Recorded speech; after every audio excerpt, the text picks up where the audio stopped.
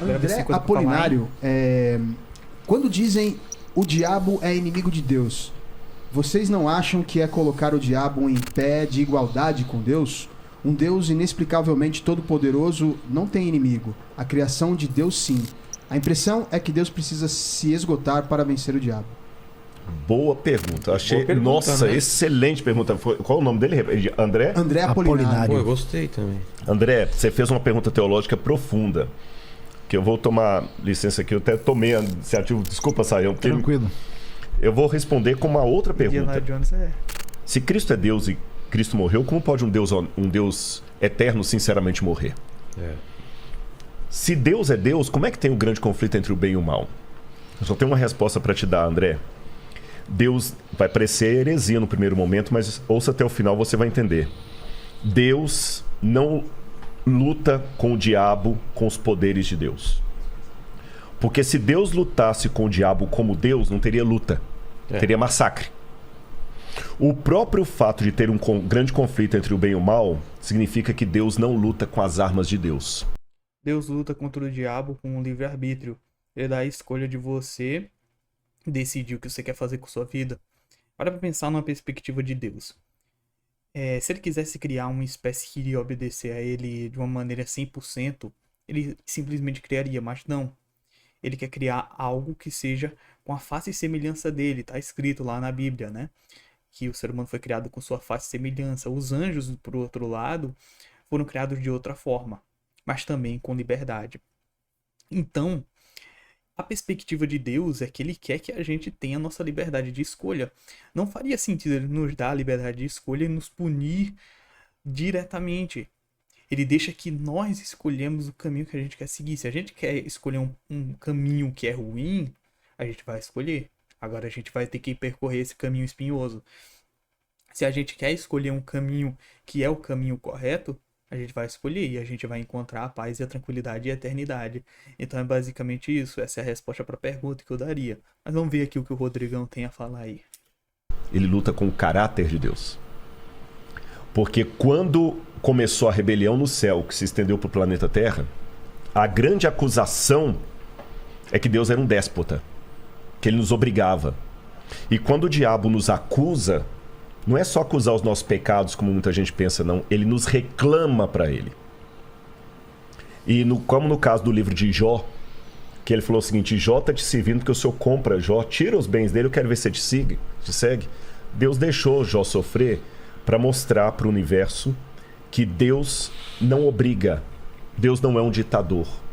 E no final das contas, o bem vai vencer o mal, não com superpoderes de Deus, Marvel, mas sim com o caráter de Deus.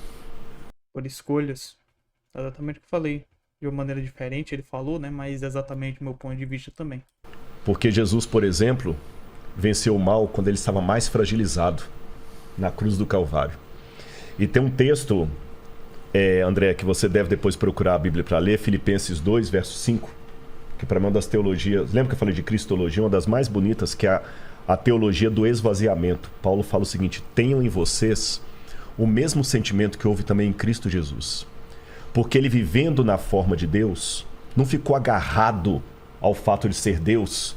Pelo contrário, a si mesmo ele se esvaziou. Aí no grego tem uma palavra que é gnosis, assumindo a forma de servo, vindo viver entre nós, e como servo tendo morte e morte de cruz. E falando um pouquinho sobre isso aí para vocês entenderem e a gente dar uma aprofundada. Cara, pense na seguinte situação. Existem dois tipos de pessoas, de dois pontos de vista diferentes. O primeiro tipo de pessoa acha que morrer de uma maneira honrada, de uma maneira justa, mesmo que não haja nada, mesmo que não haja céu, que não haja inferno, que não haja nada que seja completamente ateu, mas que você morrer de forma justa para defender uma pessoa, para fazer o bem, você morrer pelo bem, é algo positivo e algo inteligente. Essa pessoa obviamente está seguindo o caminho do bem, mas vai ter outra pessoa que acha que é burrice, porque você está sacrificando sua vida, e se não existe nada depois, se é só um vazio e não tem nada, você simplesmente foi tirado desse planeta e você não vai ter mais nada que fazer aqui. A sua história acabou, logo você perdeu. Então você vê que é uma questão de conceito. É tão forte isso daqui, se você parar pra pensar, porque É impossível de você fazer uma pessoa que pensa da segunda maneira, da maneira que se morrer, acabou, que fica difícil. É algo inteiramente que está na sua alma, que está no seu core, né? Core é núcleo em inglês, né? Está no seu núcleo, no núcleo da sua alma. Ou você é uma pessoa que entende isso, que esse sacrifício, mesmo que não exista nada, mesmo que você diga, ah, Deus não existe, tudo bem. Mas se você está disposto a fazer esse sacrifício, quer dizer que você é uma pessoa boa, entende? Então, para esse tipo de pessoa, o bem é mais importante do que tudo. Entende? Esse é um ponto extremamente importante. Já para o outro tipo de pessoa que acha, não, morrer não vale a pena, lutar não vale a pena, porque você vai gastar sua vida, você vai gastar seu tempo. Cara, uma pessoa que acredita no bem, ela luta todo dia. Entende? Na maior fragilidade, na maior dificuldade, ela vai lutar e ela vai morrer. E ela vai estar morrendo sorrindo. Pode não ter nada lá, mas ela passou sua vida morrendo desse jeito. E as pessoas que estão ao redor dela e que entendem o ponto de vista dela vão sorrir e vão lembrar dela. E ela vai continuar viva no coração daquelas pessoas. E mesmo quando ela foi esquecida pelo tempo, quando ninguém mais lembrar do nome dela, vão ter pessoas que foram feitos daquele mesmo jeito que ela, que vão pensar exatamente como ela, e essas pessoas vão levar em seus corações esse tipo de pensamento de realizar o bem.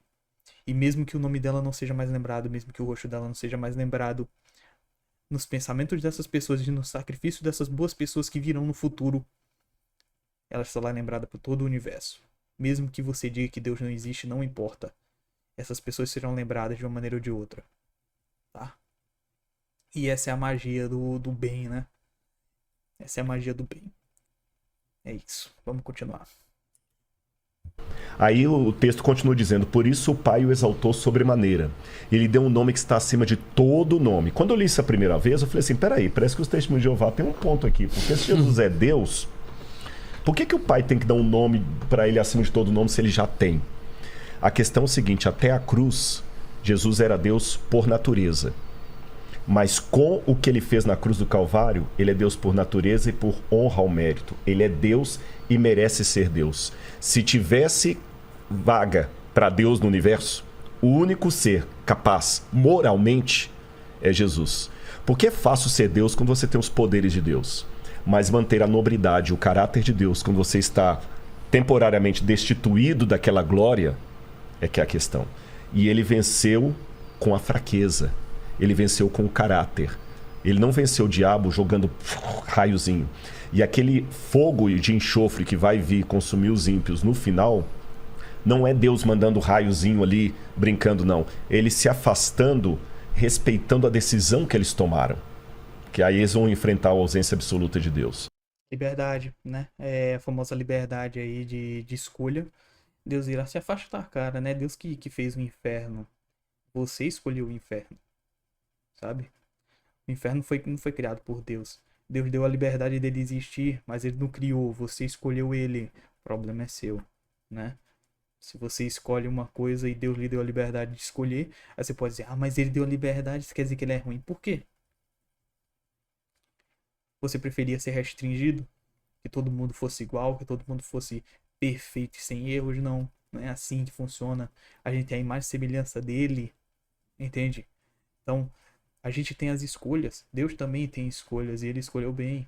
Entendeu? Enfim, é um assunto assim extremamente complicado, mas que é fácil de se entender, né? Não, é só pessoas ignorantes tiram isso daqui do contexto. Deus, ele não fez mal.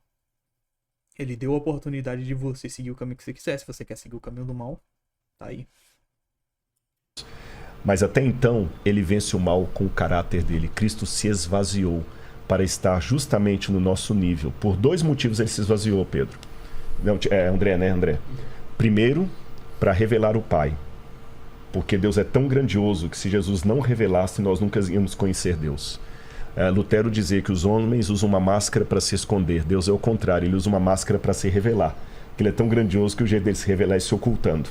E o segundo, quando nós estávamos mortos em nossos pecados, ele se fragilizou, tomou a nossa humanidade e com o seu amor e o seu caráter, ele venceu o mal. Essa é a maior prova de que ele é poderoso. Porque poder não é você usar algo que você pode para arrebentar o outro. É você poder fazer isso e não fazer. Acho que um elemento interessante é que a Bíblia, de modo geral, e o Novo Testamento enfatiza Satanás como inimigo do povo de Deus, inimigo da igreja, mais do que uma referência de inimigo de Deus. Nesse sentido, ele pode ser visto como um opositor a Deus, mas não dentro dessa dualidade, como se os dois estivessem num pé de igualdade. Então, aquele que é chamado inimigo das nossas almas tem muito mais a ver com esse conflito contra o povo de Deus, porque Satanás, de jeito nenhum, é uma espécie de... O pessoal é ignorância, né, gente? O demônio, ele não é inimigo de Deus. Não é, cara. Entendeu? Ele é inimigo da gente. Entendeu? Ele é inimigo dos seguidores de Deus, dos filhos. Por quê? Porque ele quer nos corromper. Nós somos frágeis. Deus não é frágil. Entende? E a prova disso, como o Rodrigo falou ali, foi Jesus na cruz, né? Mesmo com todas as tentativas, ele não foi corrompido. Mas nós, seres humanos, provavelmente seríamos, muitos ali seríamos, alguns seria, mas vários seriam, entendeu? Então, basicamente é isso, cara. Pensar que, não, porque ele é inimigo de Deus, não é, gente, é inimigo da gente. A gente segue a Deus e ele é inimigo da gente, entendeu? É que nem esse cara daqui tá falando, o Luiz, né? Tá aí com o Rodrigão aí. Vou continuar, deixa ele falar o resto. Deus do mal, uma criatura limitada que não tem como passar dos limites que são permitidos por Deus. Quis ser Deus, né? Mas não Pois não deu certo. Falaram aí tudo, né, cara? Falaram aí tudo. Não tem nada que botar, não tem nada onde tirar. Tá tudo aí falado.